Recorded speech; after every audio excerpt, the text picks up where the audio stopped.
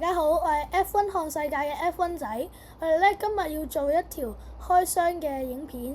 咁我哋今日要開箱嘅玩具咧就係呢款 DRS 嘅鎖匙掛鈎。咁有啲觀眾就會問啦，咩叫做 DRS 咧？咁 DRS 嘅全稱咧就係 Drag Reduction System。咁佢嘅中文名咧可以叫做減少空氣阻力系統或者可變尾翼。咁其實呢個裝置咧，對於車手喺直路想超過佢嘅對手咧，都係一個好重要嘅裝置。咁就可以令到空氣嘅阻力減少。咁如果車手過彎嗰陣時，就可以撳翻一粒掣，咁就令到下壓力增加，咁就可以提高過彎嗰陣時嘅穩定性。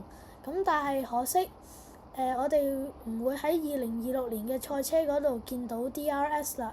因為2026年嘅賽車嘅設計同埋規則咧都有啲大嘅改變，咁咧就會令到 DRS 咧就喺26年嘅賽車消失咗。咁咧所以咧我哋咧都買咗呢個盲盒咧去紀念呢個咁經典嘅設計啦。咁咧事不宜遲啦，咁我哋咧就去睇下呢個盲盒嘅包裝係點樣啦。咁我哋首先就可以見到咧，呢度上面嘅包裝咧就寫咗佢嘅名，跟住之後咧呢度都有明確標明咧，呢個係一個 DRS 嘅鎖匙掛鈎。咁仲見到佢好細心咁樣咧，就寫咗 DRS 嘅全稱喺度。咁再睇下佢嘅呢一邊咧，佢就係佢就講咗佢有唔同款嘅尾翼盲盒。咁就可以見到呢度第一個咧就係法拉利 SF24嘅盲盒，咁同埋呢個第二隻咧就係紅牛嘅 RB21嘅盲盒，而呢個第三隻咧就係麥拿倫嘅 MCL39嘅盲盒嘅尾翼，同埋呢個咧就係 Benz 嘅 W16賽車嘅尾翼，仲有呢個就係 Williams 車隊嘅FW47嘅尾翼，仲有呢個就係 Aston Martin 車隊嘅 AMR24嘅賽車尾翼。咁仲有呢一款咧係神秘款，我都好希望喺呢個盲盒嗰度可以抽到，因為呢個嘅機率咧都係少過其他正常嗰6款正常款，我都好希望抽到。咁我哋就睇下究竟我有冇咁好彩可以抽到神秘款啦。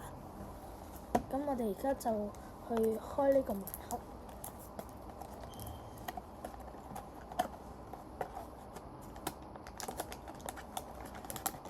咁就可以見到呢個係一個紅牛嘅賽車尾翼，咁就可以見到呢度係好真實啦，咁就可以好細緻都還原翻佢嘅塗裝出嚟。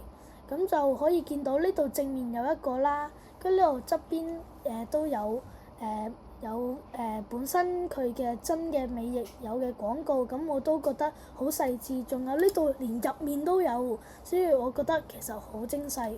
跟住之後咧，你就可以見到呢度，如果拉一下咧，咁佢上面嘅翼咧就會自動咁樣去打開，咁就見到其實都好接近真實賽車嗰陣時打開 DRS 嘅狀態。咁如果你鬆翻手咧，咁就會自動咁樣落翻落嚟。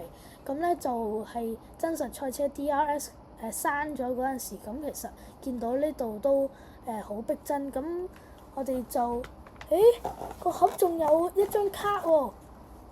呢個咧就係佢寫咗喺呢度有寫咗佢嘅尾翼嘅賽車型號，同埋寫咗 DRS 嘅全稱。咁就見到後面咧呢個1號嘅賽車手咧就係前世界冠軍 Max Verstappen。咁咧佢都好受人歡迎，而佢嘅隊友咧就係 Yuki Tsunoda， 佢嘅車手號碼係22號。咁但係好可惜啦，Yuki 咧就喺26年咧就做唔到紅牛嘅正式車手，咁就要去做後備車手。咁其實都好可惜，因為佢都好搞笑啦喺F1 賽場裏面。咁我哋咧今日呢個 F1 嘅開箱影片就去到呢度結束啦。咁如果你中意我嘅影片啦，咁就記得 like and subscribe 咁今日嘅影片就到呢度啦，多謝。